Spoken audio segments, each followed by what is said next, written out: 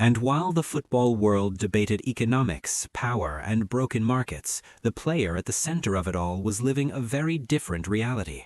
Because for Neymar Jr., the transfer that broke the game also quietly reshaped and in many ways fractured his career, as he left Barcelona not because he lacked success, but because he was suffocating under comparison, trapped in the shadow of Lionel Messi, a generational figure whose presence defined everything at Camp Nou. Because no matter how brilliant Neymar was, no matter how many goals he scored or finals he decided, he would always be Messi's teammate, never the unquestioned centerpiece. And PSG offered him something Barcelona could not: absolute control, symbolic leadership, and the promise of becoming the best player in the world, a Ballon d'Or winner, the man who would lead a club and a project entirely built around him. Yet the weight of that promise arrived instantly, because from the moment Neymar landed in Paris, he was no longer judged as a footballer alone. He was judged as a $222 million statement. Every missed chance magnified, every injury scrutinized, every defeat framed as personal failure. And while his early performances were electric, dominating Ligue 1, producing goals and assists at an elite rate, terrorizing defenses with flair that reminded the world of his Barcelona days, the narrative never fully turned in his favor, because Ligue 1 dominance was dismissed as inevitable, and the Champions League became the only measure of success, a brutal standard that left no room for context, because injuries began to interrupt momentum at the worst possible moments, sidelining Neymar during critical knockout stages, and each absence hardened the perception that he was unreliable, fragile, or distracted, labels that ignored the physical toll of carrying both sporting and commercial expectations simultaneously, as PSG's entire identity became intertwined with his availability.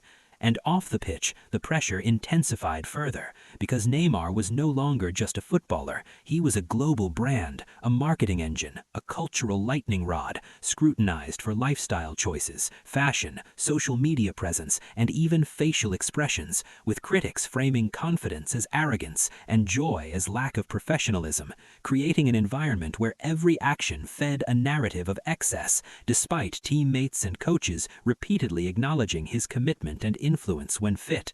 And over time, that constant judgment reshaped how Neymar played, because the carefree creativity that defined his early career gradually gave way to caution, frustration, and emotional volatility, as he was fouled relentlessly, targeted physically, and forced to protect himself on the pitch, altering his movement, rhythm, and risk-taking, while the dream of individual glory, the Ballon d'Or, slipped further away. Not necessarily because of declining talent, but because football's voting culture never fully embraced Ligue 1 as a stage worthy of crowning the world's best, leaving Neymar caught in a paradox where he was too dominant domestically to be praised and too absent internationally to be absolved. And as PSG's project evolved, bringing in stars like Kylian Mbappe and later Lionel Messi himself, the irony deepened, because Neymar found himself once again sharing the spotlight, once again navigating hierarchy and narrative, but this time without the protective structure and stability that Barcelona once provided. And injuries continued to fracture seasons into fragments rather than complete stories, preventing him from building the uninterrupted legacy that defines all-time greats. And yet, despite the criticism, despite the jokes, despite the disappointment of unfulfilled expectations, Neymar's influence on modern football remained undeniable, because he redefined player empowerment, proved that contracts could be escaped, exposed how much power elite players could wield over institutions, and inspired a generation of footballers to see themselves not just as athletes, but as strategic actors in a global system, even as that same system consumed him, demanding constant relevance and perfection, leaving little space for vulnerability or decline. And by the time Neymar's Paris chapter began to fade, the question was no longer whether the transfer was worth the money, but whether any player could ever truly win after crossing that line. because Neymar did not fail at PSG in a traditional sense. His numbers, trophies, and performances remain elite, but he also never fully escaped the gravity of that price tag, a number that followed him like a shadow, reshaping how fans remember his peak, how history frames his ambition, and how football measures success in an era where brilliance is no longer enough. Because Neymar's move taught the world that breaking free from a shadow can sometimes place you beneath a spotlight so intense that it burns away nuance, context, and joy, making his transfer not just the one that broke the game, but the one that revealed how unforgiving modern football has become to those bold enough to change it. The transfer that broke the game did not arrive with chaos at first. It arrived quietly, wrapped in rumors, denial, and disbelief. Because in the summer of 2017, when whispers spread that Neymar Jr. might leave FC Barcelona, most of the football world laughed it off as negotiation pressure, media exaggeration, or fantasy. Because players simply did not leave Barcelona in their prime, not when they were part of one of the most iconic attacking trios in football history, not when they were winning trophies, global admiration, and personal glory. Yet behind the scenes, something unprecedented was unfolding, something football was not prepared for. Because Neymar was not being bought in the traditional sense, he was preparing to activate a release clause, a legal escape hatch embedded in Spanish football contracts. And when Paris Saint-Germain agreed to pay €222 million to trigger it, football crossed an irreversible line. Because never before had a club paid a release clause outright. Never before had a single transfer doubled the world record fee overnight, and never before had money so brutally exposed the fragile illusion of balance that the sport depended on. Because before Neymar, €100 million felt obscene. Gareth Bale's move to Real Madrid was treated as madness. Paul Pogba's return to Manchester United was debated as reckless excess. But Neymar erased those benchmarks in one stroke, redefining value not just for superstars, but for every player in the market. Because once PSG proved that a club could bypass negotiations entirely by detonating a clause, every selling club adjusted their expectations, every agent recalculated their leverage, and every buying club realized that desperation now had a price tag. And Barcelona, the club that lost Neymar, became the first major victim of the aftermath. Because suddenly, sitting on unimaginable cash, they panicked, rushed, and overspent, paying inflated fees for Ousmane Dembele, Philippe Coutinho, and later Antoine Griezmann, not because those players were worth those numbers in isolation, but because Neymar had distorted the entire ecosystem, turning replacements into luxury commodities.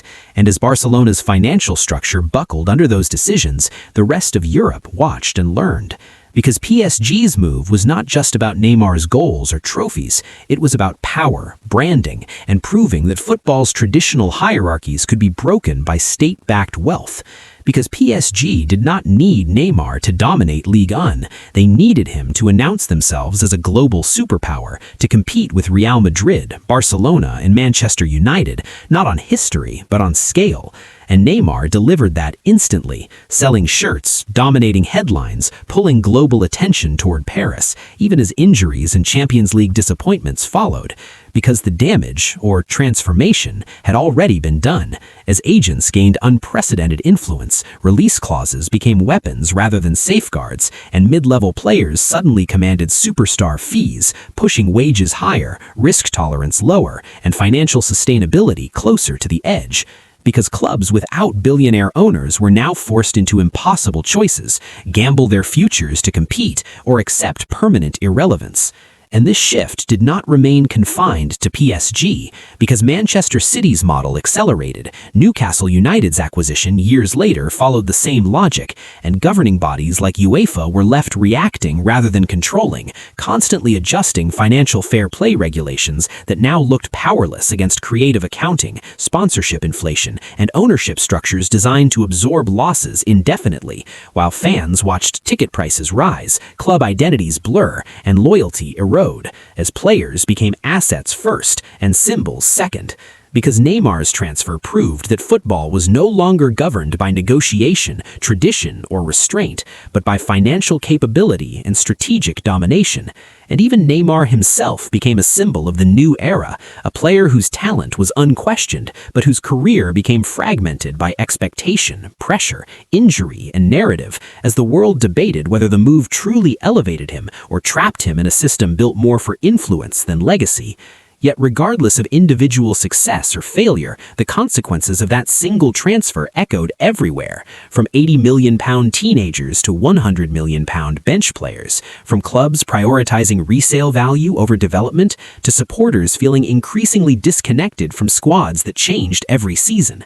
Because the Neymar deal didn't just inflate numbers, it changed behavior, psychology, and ambition, normalizing excess and making record-breaking a meaningless phrase. And as years passed, football never returned to its previous equilibrium, because once the ceiling was removed, it could never be restored, leaving the beautiful game standing at a crossroads between spectacle and sustainability, passion and profit. And while history will always remember Neymar's €222 million move as a moment of shock, its true legacy lies not in trophies or goals, but in the realization that from that summer onward, football was no longer simply played on the pitch, it was engineered in boardrooms, negotiated in legal clauses, and shaped by forces far larger than the game itself, making that transfer not just the most expensive in history, but the one that truly broke the game.